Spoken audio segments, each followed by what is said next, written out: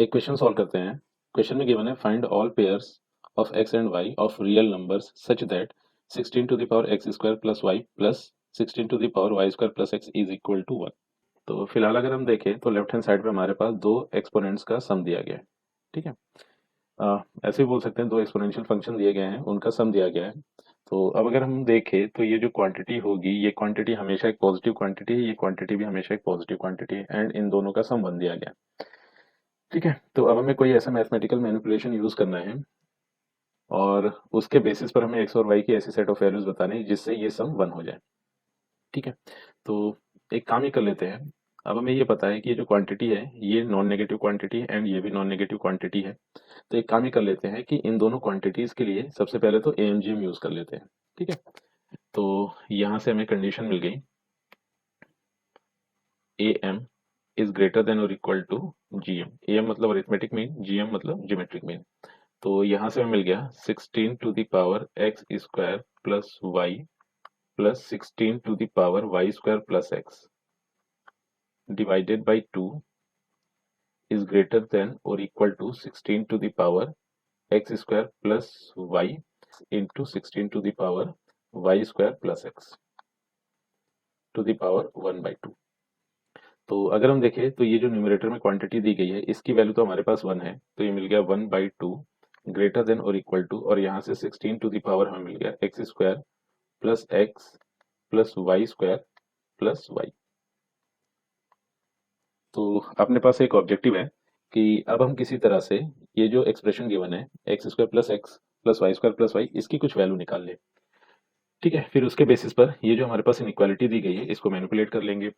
तो इसके लिए एक काम ये किया कि सबसे पहले तो चलो इसको कह देते हैं ए, और ये हो गया हमारे पास x square plus x plus y square plus y. अब इस ए को परफेक्ट स्क्वायर बना लेते हैं। तो परफेक्ट स्क्वायर बनाने के लिए एक्स का जो कोफिशिएंट है दैट इज 1, इसका हाफ दैट इज 1 बाई 2, इसका स्क्वायर यानी कि 1 बाई 4। तो 1 बाई 4 को ऐड कर देते हैं एंड सब्ट्रैक्ट कर देते हैं। सेम इस एक्सप्रेशन के लिए भी ऐसा करेंगे। तो ऐसा करने पर हमें ऐसे मिला result x square plus x plus 1 by 4 minus 1 by 4। Similarly y के लिए तो ये हो गया y square plus y plus 1 by 4 and minus 1 by 4। तो यहाँ से हमें रिजल्ट मिल गया x प्लस 1 बाई 2 का whole square plus y plus 1 by 2 का whole square and minus 1 by 4 1 by 4, तो ये हो गया 1 बाई 2। तो यहाँ से हमें a की वैल्यू मिल गई है, a is equal to x plus 1 by 2 का whole square plus y plus 1 by 2 का होल स्क्वायर माइनस 1 बाई 2। तो अब अगर हम देखें तो ये जो हमारे पास क्वांटिटी दी गई है ये नॉन नेगेटिव है, मतलब कभी नेगेटिव नहीं होगी, और ये भी नॉन नेगेटिव है। ठीक है। तो यहाँ से हम एक चीज ये कंक्लूड कर सकते हैं कि ये जो हमारे पास एक्सप्रेशन ए आया है इसकी जो सबसे छोटी वैल्यू होगी वो माइनस 1 बाई 2 होगी, और सबसे बड़ी जो वैल्यू होगी वो इन्फिनिटी की तरफ अप्रोच करेगी, या हम ये बोल सकते हैं कि ए की वैल्यू ग्रेटर देन और इक्वल टू माइनस 1 बाई 2 होगी। ठीक है। तो ए अल्टीमेटली ये एक्सप्रेशन था। तो अब एक काम ही करते हैं, इस एक्सप्रेशन की सबसे छोटी वैल्यू पर हम ये जो कंडीशन दी गई थी इसको मैनिपुलेट करते हैं। ठीक है।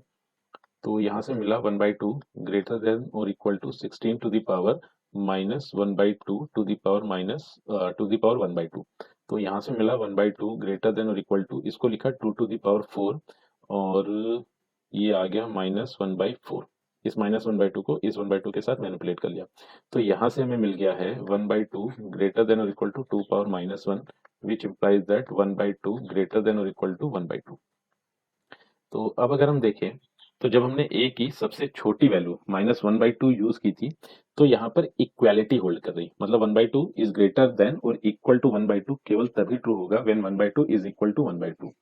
तो अब अगर हम a की वैल्यू माइनस 1 बाई 2 से थोड़ी बड़ी लेंगे तो ये जो हमारे पास कंडीशन दी गई ये कंडीशन फेल हो जाएगी।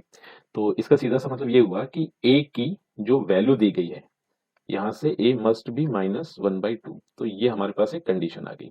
और अगर हम देखें तो a की वैल्यू हमारे पास क्या थी, a हमारे पास गिवन था x प्लस 1 बाई 2 का whole square plus y plus 1 by 2 का होल स्क्वायर माइनस 1 बाई 2। ठीक है। और इसकी वैल्यू माइनस 1 बाई 2 है, तो ये माइनस 1 बाई 2 से माइनस 1 बाई 2 कैंसिल हो गया। यहाँ से हमें मिला x प्लस 1 बाई 2 का whole square plus y plus 1 by 2 का होल स्क्वायर इक्वल टू 0। तो हमारे पास ये जो कंडीशन थी अब हमारे पास मैनिपुलेट होकर ये कुछ ऐसी रह गई है। ठीक है, तो यहाँ से अगर हम देखें तो x plus one by two power two plus y plus one by two power two is equal to zero. तो ये क्वांटिटी हमेशा नॉन नेगेटिव होगी एंड ये क्वांटिटी भी हमेशा नॉन नेगेटिव होगी। और हमें x और y की रियल वैल्यूज के लिए इसे मैनिपुलेट करना है। तो इसका सीधा सा मतलब ये है कि ये कंडीशन तभी होल्ड करेगी जब x plus one by two power two individually zero हो and y plus one by two to the power two ये भी इंडिविजुअली जीरो हो। तो इसका सीधा सा मतलब ये हो गया कि ये कंडीशन तभी होल्ड करेगी जब x की value minus one by to हो एंड y की वैल्यू भी माइनस वन बाई टू हो। तो अब अगर हम देखें तो ऐसा केवल एक ही ऑर्डर्ड पेयर हमें मिल रहा है, that is minus one by two comma minus one by to. तो यही इस क्वेश्चन का आंसर है।